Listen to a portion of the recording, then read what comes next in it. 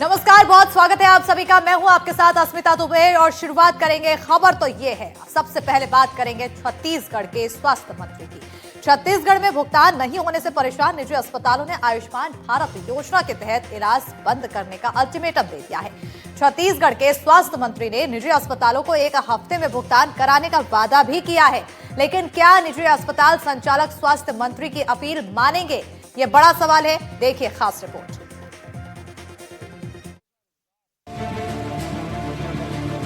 आयुष्मान भारत योजना का भुगतान नहीं होने से छत्तीसगढ़ के निजी अस्पताल संचालक नाराज हैं। निजी अस्पताल संचालकों ने 31 जनवरी तक भुगतान नहीं होने पर इलाज रोकने तक की धमकी दे दी है।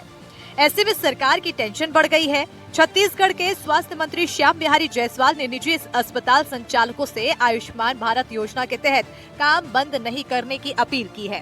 साथ ही एक हफ्ते में भुगतान होने का दावा भी किया है। भुगतान में थोड़ा विलम्ब हुआ है, परंतु मैं सभी हॉस्पिटल संचालकों को आप लोगों के माध्यम से ये कहना चाहूँगा कि जब हम पिछले सरकार का 1400 करोड़ से ऊपर की राशि जो भुगतान पेंडिंग था, उसको हमने पूरे एक एक पैसे का भुगतान उनका किया। थोड़ा विलम्ब हुआ है, परंतु प्रक्रियाओं में थोड़ा समय लगता है। मैं आप लोगों के माध्यम से सभी संचालकों को कहना चाहूँगा कि वो किसी प्रकार के आयुष्मान में इलाज को न रोकें। हम एक सप्ताह के अंदर उनके भुगतान सुनिश्चित कर देंगे। छत्तीसगढ़ के निजी अस्पताल एसोसिएशन का दावा है कि अगस्त से उनका भुगतान नहीं हुआ है। प्रदेश की सभी अस्पताल का 1700 करोड़ से ज्यादा की बकाया है, जिससे अस्पताल का संचालन मुश्किल हो रहा है। आयुष्मान भारत जो योजना है उसके तहत कितना अभी तक का भुगतान बाकी है और किस तरीके से दिक्कतें आ रही हैं जो अस्पताल प्रबंधन है, जो अस्पताल संचालक हैं? छत्तीसगढ़ में आयुष्मान योजना का भुगतान अगस्त महीने के बाद से नहीं हुआ है। कमोबेश करीब 6 महीने का भुगतान बाकी है। इससे पहले जनवरी से मार्च 2025 का भुगतान ज्यादातर अस्पतालों का अभी स्टेट नोडल एजेंसी ने नहीं किया, जिसपे लगातार नेशनल हेल्थ अथॉरिटी से पत्राचार है। अमूमन 180 से 190 करोड़ रुपए का प्रति माह भुगतान निजी अस्पतालों को होता है, जो पिछली वर्ष की योजना है उसके हिसाब से। जो अस्पतालों के टीपीए का काम है या केस सॉर्टिंग का काम है या फिर दूसरे केसेस भुगतान के पहले नियम होते हैं, उसका पालन अभी स्टेट नोडल एजेंसी नहीं कर रही है और न ही कोई एजेंसी उन्होंने मार्च 2025 के बाद फिक्स की है।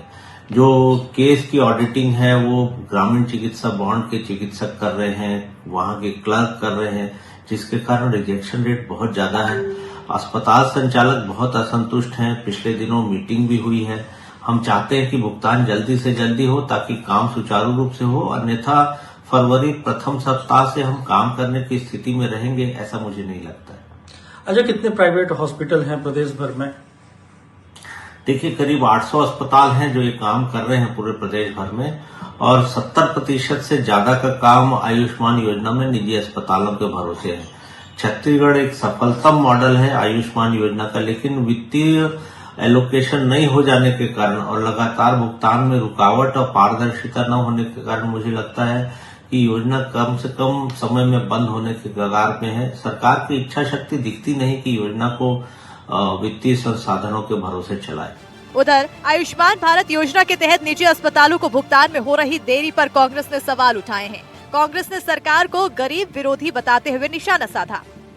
सरकारी अस्पतालों में सुविधाओं का अभाव है, मरीज इलाज के लिए भटक रहे हैं, वहाँ इलाज नहीं हो पा रहा है, और निजी चिकित्सालयों में आयुष्मान योजना से जो इलाज हुआ है उसका भुगतान नहीं हुआ है। तो निजी चिकित्सालयों ने तो अब आयुष्मान योजना के तहत इलाज करने से मना कर दिया है। तो अब गरीब आदमी का इलाज कैसे होगा? ये सरकार ना तो सरकारी अस्पतालों की व्यवस्था सुधार पा रही है, ना ही आयुष्मान योजना का भुगतान कर पा रही है।